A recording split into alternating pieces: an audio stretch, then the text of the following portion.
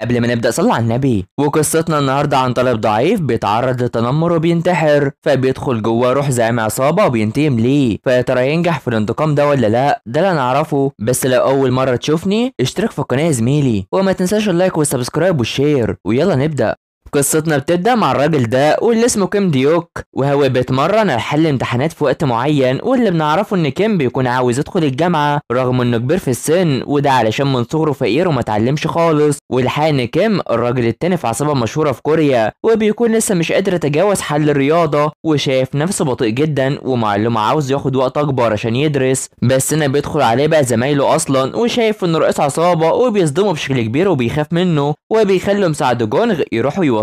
فالشخص اللي مسكوه بيروح يمسك معلمه علشان يخليه يهرب. والحقيقة ان كيم بيروح ويمسك السكينة في ايده وبيضربه على طول، وبيكون راجل عصابات كويس فعلا. فبيعدي الوقت مع اطمئنانه على المعلم بتاعه، وده بعد ما اتصدم من اللي شافه. فبيروح يتكلموا معاه عن الأكاديمية وعن الطلاب، واللي عاوز انه يكمل دراسته واكيد هيبقى معاهم اصلا. وبيروح يقرأ قدامه كلمات انجليزية، ودونغ وجونغ بيفضلوا يقرأوا كده كتير لغاية ما كيم بيوقفهم علشان بيكونوا مش عارفين اي حاجة وبيقولوا اي كلام وخلاص. فبيجي له فون ان المعلم بتاعه بقى كويس خلاص، وشايف انه اكيد مش هيكمل معاه، وده بعد اللي شافه ده. وبيقرروا يمشوا ويروحوا لرئيسهم على طول. وبالفعل بيروح الرئيس والراجل الكبير ده واللي اسمه سيسونغ، وبيتكلم عن الراجل اللي طرده واللي بيكون بيتعاون معاه، وشايف انه اتصاب، وبيتكلم عن عاوز يكمل تعليمه بس شايف ان ده صعب، وفخور بالانجاز اللي عمله علشان هو بيجاهد نفسه اصلا. وحتى رئيسه بيكون مش عارف الفرق بين الدرجات هو كمان. فبيخلص وبيطلع وبيكون عاوز يكون وحيد، خصوصا انه بيحب يكون لوحده علشان يعرف يفكر. وبيروح يودعهم وبيمشي لوحده بالفعل. فبيفتكر كلام سونغ انه يستسلم عشان هو بيجادل في تعليمه وما فيش حاجه تفضل على حالها، خصوصا ان في ناس كتير بتخون الايام دي، وعاوز هو اللي يبقى رئيس العصابه الفتره دي ولازم يهتم بيها ويتخلى عن الدراسه بقى. فبيوصل وبيكون شايف ان لسه في 13 يوم على الاختبار بتاعه، بس فجأة بيشوف ان في طالب عاوز ينتحر من على الجسر ده، وبيستغرب منه وبيقرر يجري ويلحقه وانه ما يعملش ده. وبيجري على الطريق بين العربيات في محاولة لانقاذه، بس بيكون هينتحر على العربية دي، واللي بيقرر يسيب ايده بالفعل وبيقع تحت انظار من كيم. العربية بتيجي وبتكون تدخل فيه، بس الطالب ده بيقع فوق كيم وبيحاول ينقذه، وبيتصابوا هما الاتنين على طول. والعربية لحسن الحظ مش بتخبط اي حد فيهم، بس بعد فترة فعربية بتيجي وبتخبطه على طول. بيعدي الوقت وكان في المشفى، وبيكون مش قادر يتحرك خالص في اي مكان ولا عنده قوه وماشي. وبيروح يشوف نفسه ومش عارف هو بيحلم ولا لا. والحقيقه انه بيفتكر الطالب اللي بينتحر وبيتكلم عليه لو كان هو كويس فعلا ولا لا، ومش عارف ايه اللي بيحصل له ده اصلا. فبيسمع صوت دونغ وجونغ هما بيتخانقوا مع الدكاتره، وبيفرح بيهم ومش عارف هما موجودين حتى في حلمه ولا لا. وعلشان كده بيطلع وبيتكلم مع دونغ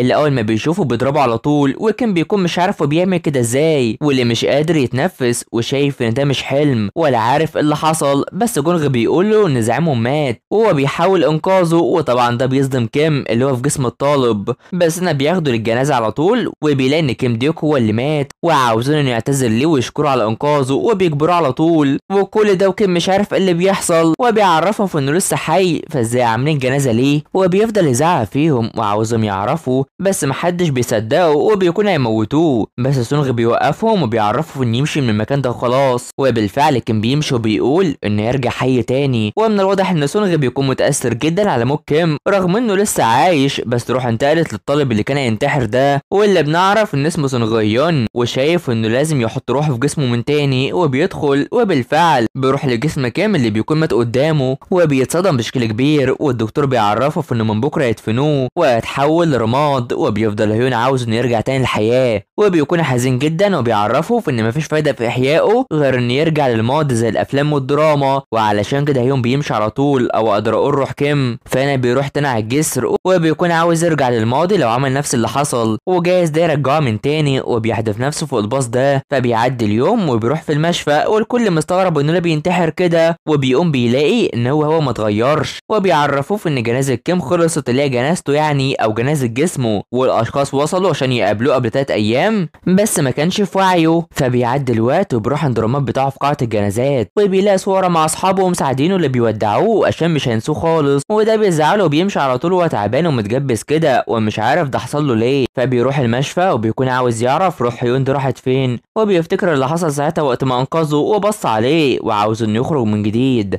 علشان هو لسه شاب صغير بس ضعيف كتير على حجمه ده ومش عارف لما محدش بيزوره خالص. وفجأة الست دي ولما بيروح بقى بتضحك عليه وبتقول ان في حاجة عنده هو وامه علشان بيضايقوها كده باستمرار، وعايزة تعرف هو اللي عمل كده ولا ده عشان يجذب انتباه الرئيس، وشايف انها اكيد مش امه واكيد من جانب الرئيس ده، وبتفضل تزعق فيه علشان زهقت منه. من هنا بيبص لها وبيكون مش طايقها حرفيا، وعلشان كده بتمشي على طول، ولما بتمشي بيكون عاوز يعرف هي بتتكلم على ايه، وشايف ان حياة هيون دي اكيد معقده. فبيعدي الوقت وكان بيروح يشوف الكتاب الخاص بهيون وبيقرا الكلام اللي كاتبه، واللي بيقول ان ليهونغ جايمان بيعمل ده فيه وانه بيكره المدرسه وعاوز يخلص من حياته ويختفي. وبيعرف وقتها انه بيعاني من التنمر وبيشوف كل مذكراته واللي كان هونغ جايمان بيخليه يسرق مشروبات ومجوهرات، ولما ما عادش في حاجه عشان يسرقها بدا يضرب فيه بشكل كبير. واما بقى في الثانوي كان مفكر ان كل حاجه خلصت، بس كان فرح ان تشو سكيونغ في صفه وده الطالب الكويس والمتفوق اللي كان عاوز يبقى صاحبه، بس هونغ جايمان كان متابعه ورفض انه يتقرب من اي حد وبقى منبوذ من كل المدرسه، وبيروح يمارسوا عليه تنمر بشكل كبير وعاوز ان هونغ يسيبه في حاله وينسحب ويموت ويختفي خالص. وده بيعصب كيم وبيقول ان فيم حاليا سبب وجوده في الجسم ده وهو ان يروح ويصحح حياه هيون ويضرب الاشخاص المتنمرين دول، وبيقرر يعمل ده بالفعل. فبيعدي اليوم وبيروح البيت الخاص بيه واللي بيكون بيت فخم كتير، والخادمه دي بتروح تهتم بيه وشايف انها مش امه واكيد دي الخادمه، وبتعرفه انها اللي عرفت الست مكانه ولازم يسمع كلامها بدل ما تهاجم امه من تاني واللي بتكون سكرانه. وبيكون صوره عن حياته اللي موجوده وبتروح تحط له الطعام القليل ده بس بيزعق فيها علشان عاوز يكون قوي وبيروح ياكل طعام كتير، وشايفه في نستعاد شهيته من الحادث وبتتكلم مع امه ومساعدته اللي عايزاه تكون مدمنه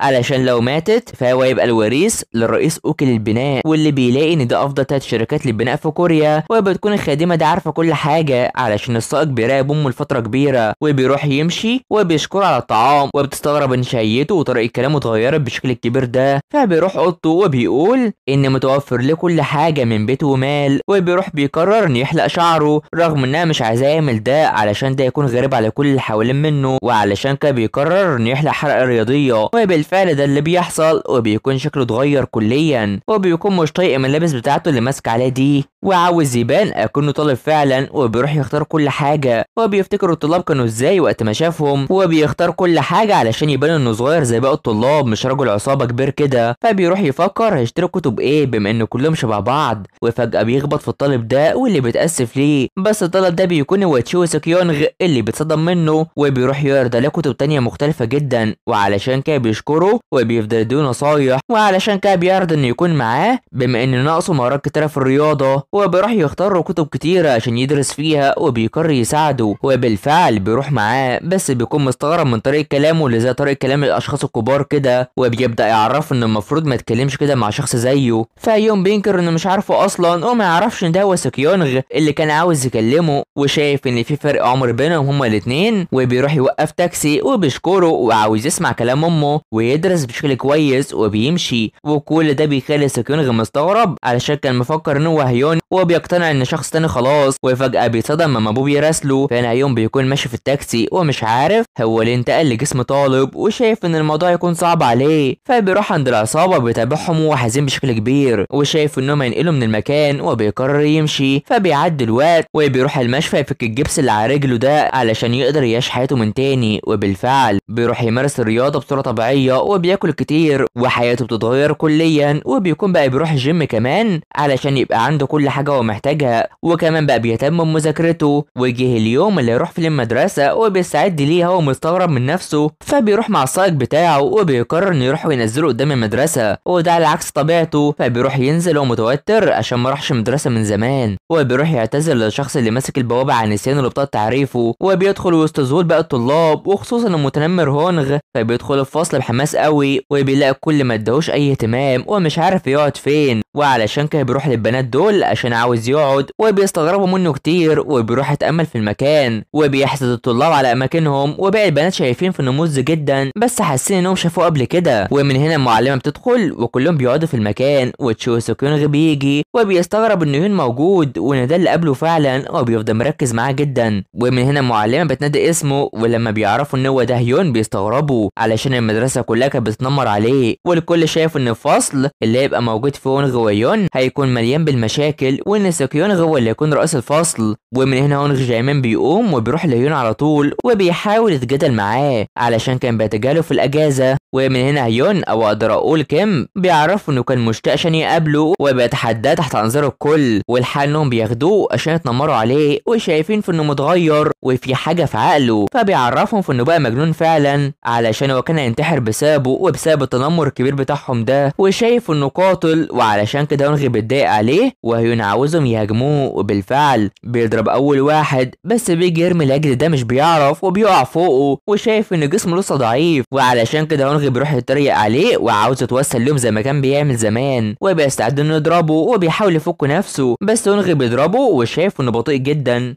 وبيكون مش عاجبه الجسم ده خالص وبيغمى عليه. وبكده قدام كيم ديوك شغل تاني خالص وبيتدرب من جديد، وبيكون شايف ان الجسم ده ضعيف ومحتاج شغل كتير، فبيتخيل نفسه كيم ديوك في ملابس المدرسه وشايف هيون قدامه وهو قاعد وحزين ومستغرب انه رجع من تاني. فهيون بيعرفه ان ما يعملش حاجه في جسمه علشان هو ميت، ولما روح تمشي من جسمه فهو يموت وعاوز يموت في سلام وخلاص. فكيم بيتضايق عليه علشان هو انقذ حياته وجاي يقول له كده حاليا، هو بيقعد جنبه وبيطمنه علشان هو يخلي درجاته عاليه ويخلصوا من التنمر اللي هونغ بيعمله، وعاوز يدخله الجامعه ويحمي امه. بس يوم بيكون شايف ان اللي يعمله ده مش هيغير اي حاجه وملهوش لازمه اصلا. ولما كان بيجي يثبت العكس ده وان يشوفه بس بيختفي على طول من قدامه، فانا بيفوق وبيشوف ان ده كان حلم ولا ايه. بس انا تشو سكيونغ بيجيله وبيكون عاوز يفوق ويروح لمكتب الممرضه علشان لو راح الفصل كده وهو بينزف فالطلاب هتتجنبه، فبيوافق وبيروحوا بالفعل لهناك وبتكون مش موجوده. وعلشان كده سكيونغ بياخده وبيقرر انه يعالجه، وشايف ان ما كانش معاه فرصه لمواجهه هونغ جايمان، وبيشوف ان الجسم ده ضعيف جدا وبيتألم من العلاج حتى، وبيبدا يقول عن الجروح اللي كان بيشوفها في الجيش، وبيتكلم مع سكيونغ انه اتعافى من الجيش، بس بيصدمه ان الابن التالت اصلا فكده كده يروح الجيش. وبيستغرب انه لما تعرفش عليه في المكتبه لما قابله، وبيقول انه يعتبر صاحبه المقرب. وعلشان كده يوم بيفتكر الذكريات اللي كان كاتبها وبيقول انه كان المفروض يكتب حاجه زي دي، وبيعرف انه فقد ذاكرته ومش فاكره. وده بيصدم سكيونغ اللي بيقولوا زي ما يفتكروش عشان كانوا مع بعض وبيدرسوا سوا ويروحوا في رحلات كمان، وبتأثر فيه وبيشوف ردة فعله. بس يون او كيم بيعرفوا انه مش فاكر اي حاجه من اللي حصلت، وبيقول انه مستعد يكون صاحبه من تاني. بس سكيونغ بيضحك عليه وبيعرفوا انهم ما كانوش صحاب خالص علشان هو كان بيبتزوا وبيفكروا في اليوم ممطر وقت ما جه لبيته وقال قدام الفصل على اللي حصل، والحال ان يوم ما كانش بيبان قدام اي حد حقيقته، والحال انه كان عارف ان هو كان بيتابعه على طول. وده بيخلي كيم يفتكر كلام هيون في مذكراته انه كان عاوز يكون صاحبه، وده خلى الكل يقول عليه انه مترصد وبيسخروا منه. وعلشان كده يوم بينكر عكس ده، بس سكيونغ بيكون مش مصدقه وبيقول ان كل حاجه فيه اتغيرت حرفيا كانه شخص مختلف،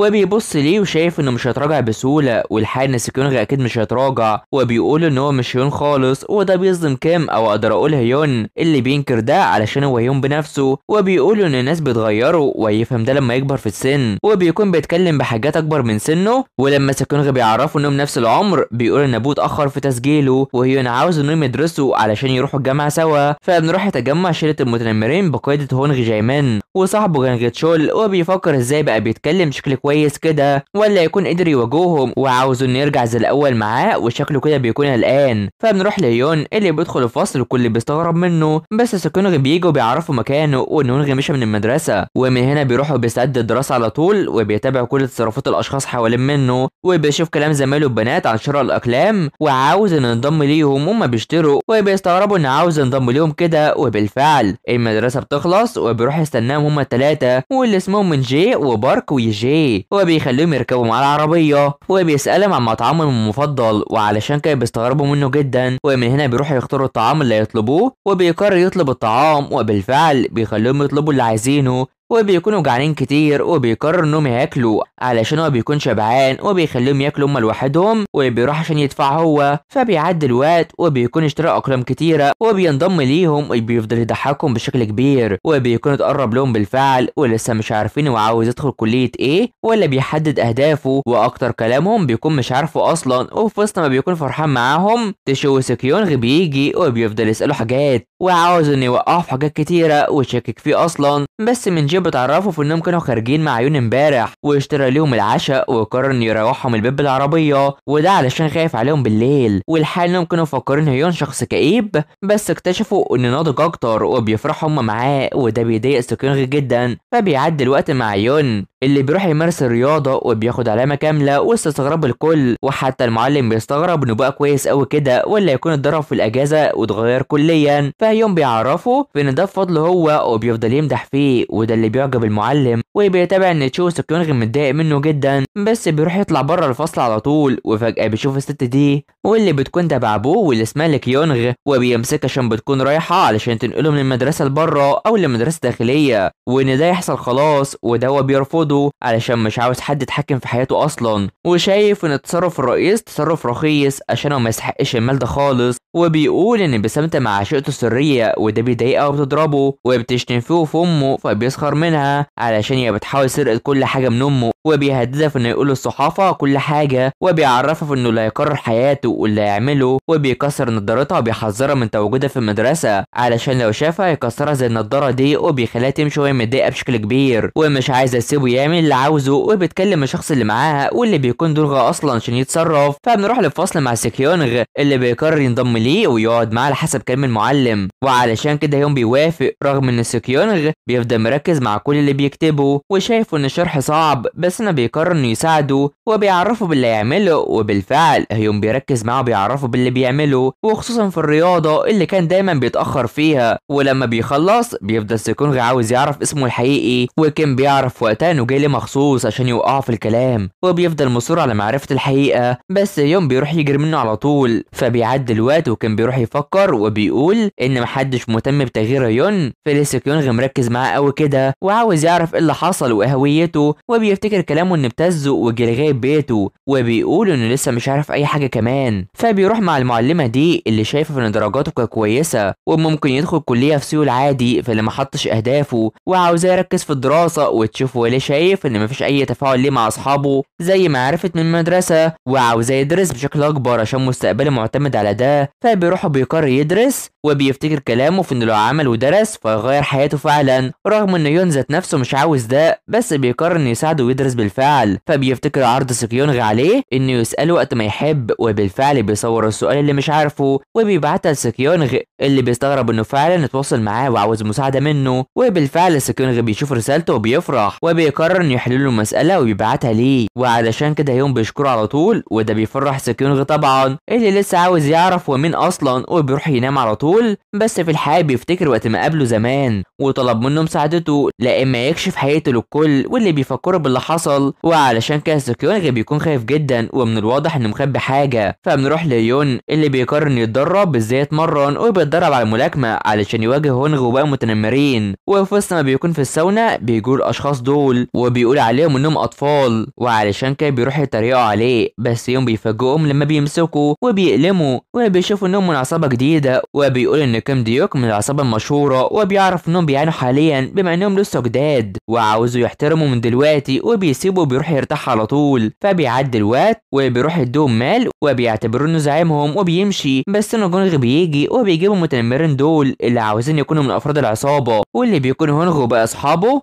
وبيتكلموا معاه عن ان ممكن يكون لكيم ديوك ابن بس جونغ بينكر ده علشان كيم ما خلفش خالص ومن هنا بيجي دونغ بيعرفهم في ان عصابتهم اتفككت ولو كان كيم عايش كان هيبقى رئيسهم حاليا وبيمشي وهونغ بيستغرب لما بيشوف يون ماشي فبيروح وبيتفاجئ بوجود سكونغ في بيته وبيستغرب انه يعرف مكان بيته اصلا وبيقرر انه يجي عشان يدرس له بما ان الامتحانات قربت خلاص وبيقرر يطلع اوضته لما بيشوف امه سكرانه وسكونغ بيتابعه بس في الحقيقه بيروح جري على طول وبيدور في البيت على حاجه في اوضه هيون وبيكون عاوز يوصل لها، ومن الواضح ان يون كان ماسك عليها ضده حاجه، بس ناكين بيجي وبيشوفه وبيلاقي انه بيفتش في حاجه، وسكيونغ عاوز يعرف مكان يون اصلا، فبيروح يستغرب منه وعاوز يعرف وليه مهووس بنفسه القديمه، وبيفضل مستغرب منه اصلا. وعلشان كده سكيونغ بيروح وعاوز انه يثبت ليه ان هو هيون فعلا، وشايف انه ممكن يكون قتل هيون، وعلشان كده هيون بيتضايق عليه وبيكون عاوز يعرف اللي حصل في اليوم ده وايه اللي عمله، وبيفتكر انه ما كانش عاوز يساعده خالص، بس بيكون سكيونغ بيجيب حجه انه بيضحك على زمايلهم في الصف، وعلشان كده هيون بيعرفوا انه قرر الانتحار بعد ما قابله، وده بيصدمه. ولما بيكون هيقول بيسمع امه وهي بتصرخ، ولما بيروح بتضربه على طول عشان هو امر بالتخلص من الكحول وانها ما تشربش، وبيكون عاوز يمنعها ويخليها بلاش تسكر، وبتجيب اللوم عليه علشان بسببه هي باتت عن التمثيل وما بقتش ممثله خالص، ومن هنا بيحضنها وبيهون عليها على طول. وده كله متابع من سكيونغ اللي هيون بيقرر يوصله بعد ما غير هدومه، وبالفعل بيروح عشان يغير، بس سكيونغ بيروح ياخد شعره من امه اللي كانت على ملابسه، وبيجي نازل بيقرر ياخده ويتمشوا شويه سوا، وبالفعل بيروح المكتبه عشان يختاروا كتب، وده على غير المعتاد. وبيفضل سكيونغ شايف في انه بقى واحد تاني وعاوز يسيب ام هيون وهيون ويهتم بنفسه، بس بيعرفوا ان العالم مش كويس ولازم يواجه كل حاجه بنفسه. فبيعدي الوقت وبيروحوا يقعدوا سوا، وهيون بيتكلم في انه يفهم كل كلامه لما يوصل لعمره علشان في حاجات صعب يعملها وهتكون ضد ارادته، وسكيونغ مستغرب من عمره اللي شايف نفسه كبير على الكل كده. فبيخلصوا وابو بيرن على سكيونغ وبيتاسف ليه عشان هو اتاخر، وهيون بيلاحظ انه بيعاني من حاجه مش تمام في حياته، بس سكيونغ بيفضل عاوز يعرف اللي حصل لهيون، فبيعرفه انه شافه وبيجمع الشعر اللي عايزه وعنده استعداد يديله اي حاجه وعايزها، بس حاليا هو عنده ناس كتيره يهتم بيها فبلاش يجي ويأثر عليه. فبيعدي الوقت وسكيونغ بيروح وبيفضل خايف كتير من ابوه، واللي اول ما بيدخل بيكون مش طايقه خالص وعاوز يعرف هو كان فين علشان هو متابعه، وبيروح يعرفه عن هيون وانه كان معاه وعاوزه يهتم بنفسه علشان هو ابن مدعي عام فلازم يكون صادق في كلامه، وبيكون عامل له رعب في البيت حرفيا. فبيروح اوضته وبيفتكر هو صغير وقت ما كان ابوه بيلومه على اي حاجه بيعملها، وبيكون حزين عشان بيتعرض للعنف في البيت، وبيقرر يذاكر عشان ينسى. فبيعدي اليوم مع هيون وهو رايح المدرسه، بس بيتلم حوالين منه هونغ والمتنمرين بتوعه، وبيقرر يوري له حياته القديمه والفيديوهات اللي كانت بتحصل له وان الكل كان بيتنمر عليه اصلا، وبيفضل يتريقوا عليه. وده بيعصب هيون وبيكسر الفون وبيرميه على طول، وبيقول انهم لعبوا مع الشخص الخطأ، وبيروح يمسك هونغ وبيتحدوا بعض هما الاتنين. فبيروح عشان يتخانقوا، ولما هونغ بيقرب عليه بيضربه في وشه على طول، بس ان هونغ بيروح يضربه، ولما بيتضرب بيبان عليه انه عادي وبيخليه مستغرب منه علشان هو اتغير بعد ما وقع، ولما بيقرب عليه بيضربه بالرجل على طول، ولما ده بيحصل الكل بيروح عشان يضربه، بس بيكون بقى اقوى من الاول بكتير وبيضربهم كلهم، وبينجح في قلب العجل ده والتغلب عليه. ولما هونغ بيمسك العصا بيروح يفتكر نفسه زمان